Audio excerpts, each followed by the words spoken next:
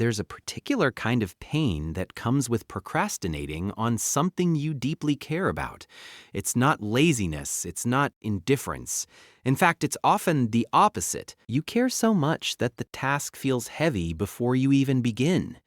The email you haven't sent, the project you keep preparing for, the creative idea sitting untouched in your notes. You think about it constantly. You imagine how good it will feel once it's done. And yet, when it's time to act, something inside you freezes. If you've ever wondered, why am I like this? Why do I avoid the very things that matter most to me? You're not broken. You're experiencing a deeply human psychological pattern. Procrastination, especially when tied to meaningful goals, is rarely about time management. It's about emotion management. When you care deeply about something, you attach meaning to it. And when something holds meaning, it also holds risk. The risk of failure, the risk of not living up to your own expectations, the risk of discovering that your abilities don't match your dreams. For people who care deeply, the stakes feel enormous. So the nervous system reacts not to the task itself, but to what the task represents. Let's say you want to write a book. Writing a paragraph isn't objectively dangerous. But writing that paragraph might confront you with doubts. What if I'm not good enough? What if no one likes it? What if this dream isn't realistic? Your brain, wired to protect you from emotional pain, detects those potential threats and chooses the safest option, delay.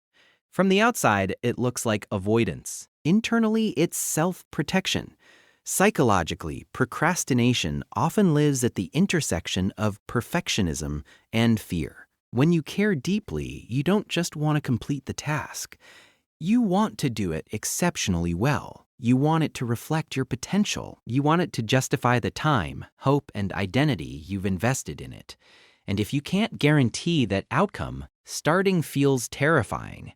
So you wait for the right mood, the right time, the right version of yourself. But here's the quiet truth. Waiting reduces immediate anxiety. Starting increases it. When you postpone, you get temporary relief. I'll do it tomorrow. That sentence soothes you in the moment. It creates psychological distance from the threat. But the relief is short-lived. Soon, guilt creeps in. Self-criticism follows. You start telling yourself you're lazy, undisciplined, incapable. That inner dialogue becomes harsher over time. Ironically, that self-criticism fuels more procrastination. Because now it's not just about the task, it's about protecting yourself from the shame of not having done it sooner. The longer you wait, the heavier it feels to begin. The task accumulates emotional weight. For many people who procrastinate despite caring deeply, there's also a history of conditional approval. Maybe praise was tied to achievement. Maybe mistakes were magnified. Maybe being the smart one or the talented one became part of your identity early on. When your sense of worth is connected to performance, every meaningful task becomes a test of who you are. And if it's a test of who you are, failing feels catastrophic. So instead of risking a direct blow to your self-esteem, your mind chooses a subtler strategy. If you don't fully try, you can always tell yourself, I could have done better if I really committed. Procrastination preserves the fantasy of potential. It protects the image of what you could be.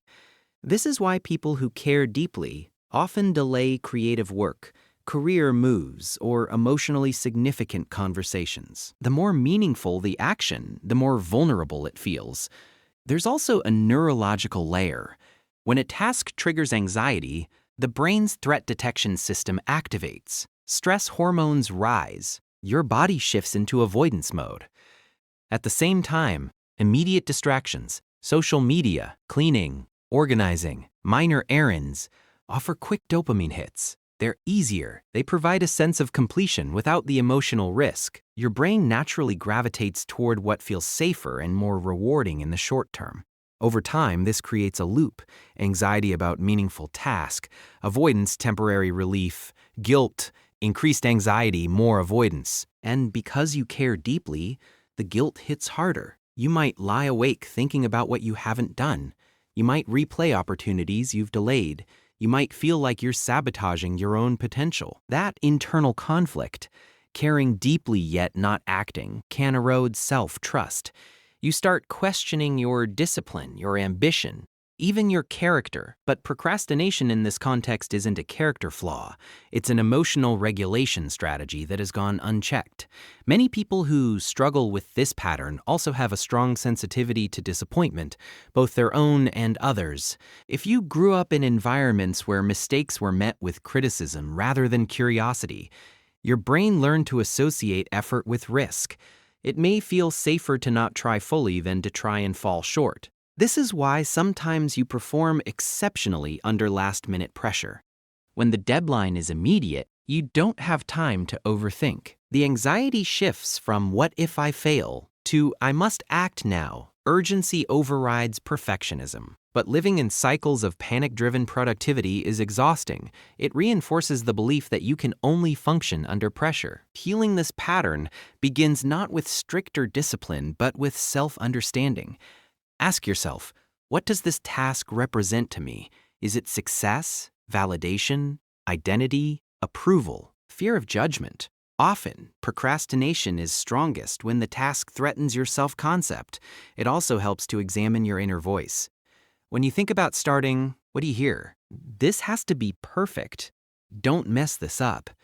You're already behind. That voice may feel motivating, but it often creates paralysis. Harsh self-talk activates threat responses. Compassion reduces them. This doesn't mean lowering your standards. It means separating your worth from your output. You are not the project. You are not the presentation. You are not the outcome. When you internalize that distinction, the emotional intensity of the task decreases. Starting becomes less about proving yourself and more about experimenting. And experimentation feels safer than evaluation. Another shift involves redefining progress. People who care deeply often think in all or nothing terms. If they can't complete a task fully, they delay it entirely. But meaningful progress is usually incremental. Writing one imperfect paragraph, sending one draft, taking one small action. The brain responds positively to completion, even small completion. That momentum gradually weakens avoidance. It's also important to notice the role of identity.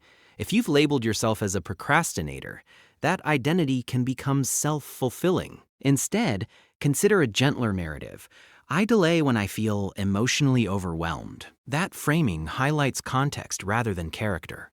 You're not incapable. You're protecting yourself from discomfort. And here's something quietly powerful. The discomfort you are avoiding is usually survivable. Disappointing feedback hurts, but it rarely destroys you. Imperfect work feels vulnerable, but it rarely defines your entire future. The mind tends to exaggerate the consequences of failure because it's trying to keep you safe. When you begin anyway, despite the fear, you teach your nervous system a new lesson. I can handle this. Each small act of courage recalibrates the threat response. Over time, the task that once felt paralyzing becomes manageable.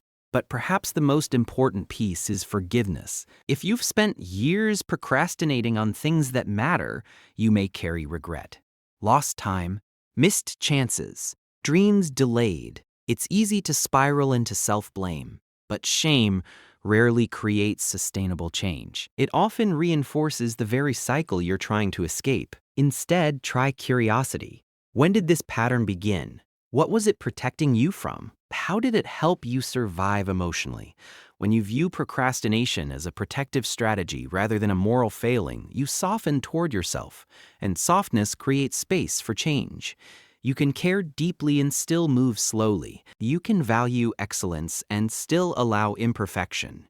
You can be ambitious and still struggle with avoidance. The goal isn't to eliminate fear. It's to act alongside it. Next time you catch yourself delaying something meaningful, pause. Instead of asking, "What's wrong with me?" ask, "What am I afraid this will say about me?"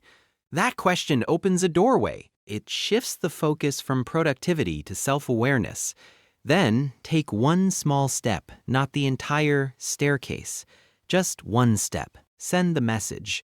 Outline the idea. Open the document. Let it be messy. Let it be incomplete. Your potential does not disappear because you hesitate.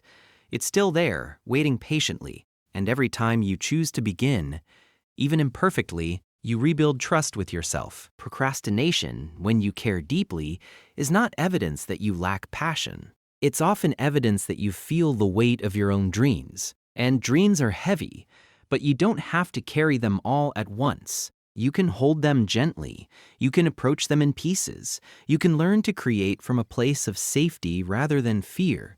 You are not lazy. You are not broken. You are navigating the tension between hope and vulnerability. With patience, self-compassion, and small, consistent action, that tension can transform into momentum. Not overnight, not perfectly, but steadily. And one day, you'll look back at something you once avoided and realize you didn't conquer it by becoming fearless. You did it by beginning anyway,